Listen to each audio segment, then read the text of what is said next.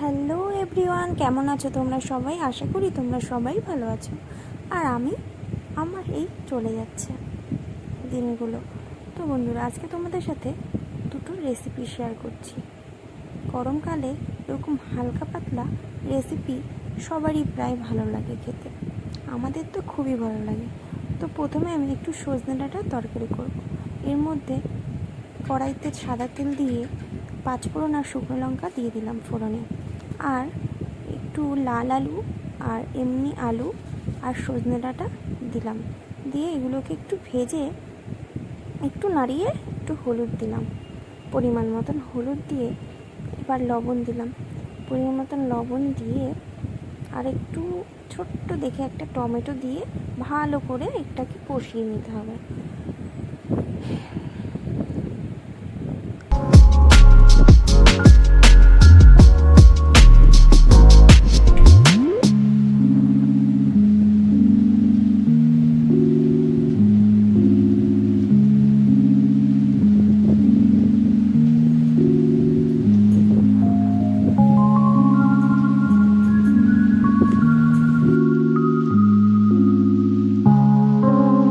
দেখো বন্ধুরা, এবার জল ঢেলে দিলাম।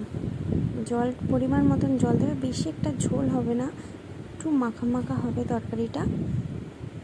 তো জল ঢেলে দিয়ে এবার আমি ঢেকে দেবো।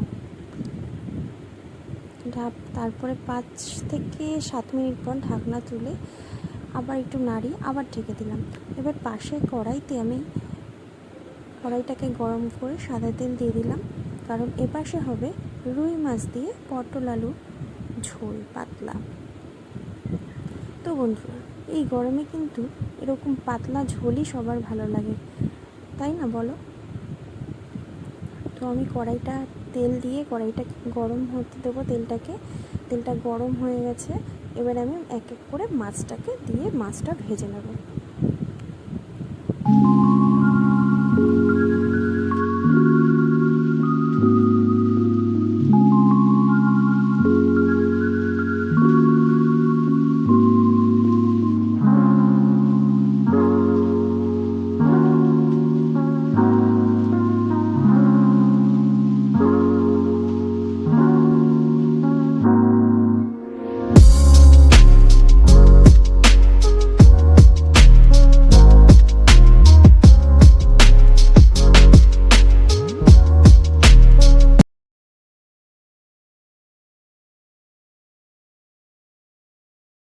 তো দেখো বন্ধুরা, এখন কিন্তু আমার সজনে আর আলুর তরকারিটা পুরোটাই রেডি। এখন একটু নামানোর আগে মিষ্টি বা চিনি সামান্য পরিমাণে দিয়ে নামিয়ে নিলাম। এখানে দেখো পটল আর আলু কেটে রেখেছি, এদিকে আমার মাছটা পুরো ভাজা হয়ে গেছে। এবার ওই তেলেই আমি পটল আর আলুটাকে ভালো করে ভেজে নেব।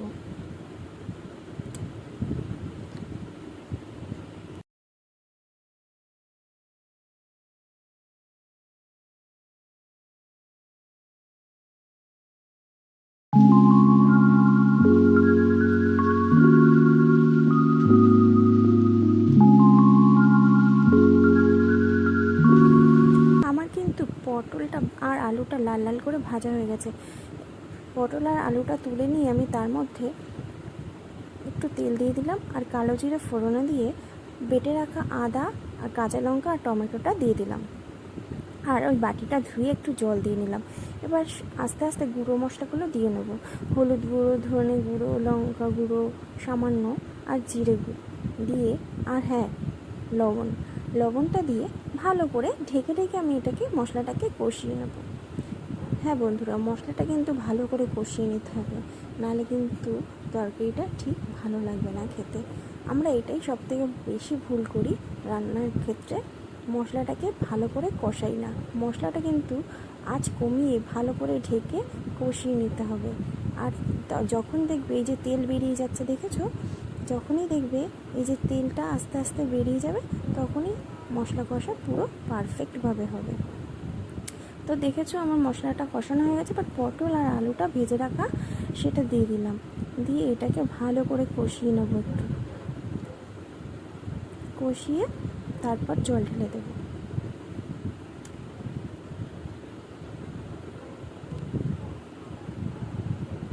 জল দিয়ে এটাকে আবারই আমি ঢেকে দেবো। ঢেকে এটা আলুটা সেদ্ধ হওয়া পর্যন্ত, আলু পটলটা সেদ্ধ হওয়া পর্যন্ত ফুটতে দেবো।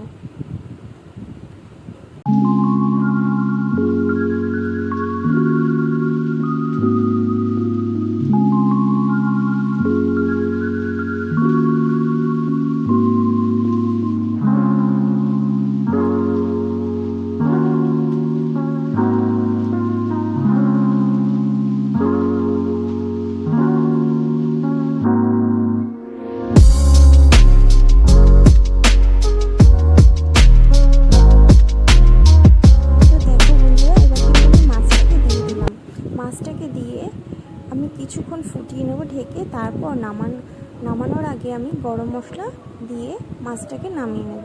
তো বন্ধুরা, তোমরা কোথা থেকে দেখছো প্লিজ কমেন্টে যারা, আমার ভিডিওটি ভালো লাগলে একটা লাইক করে দিও। আর হ্যাঁ, দেখো এই সাইডে আমি ভাতও বসিয়ে দিয়েছি।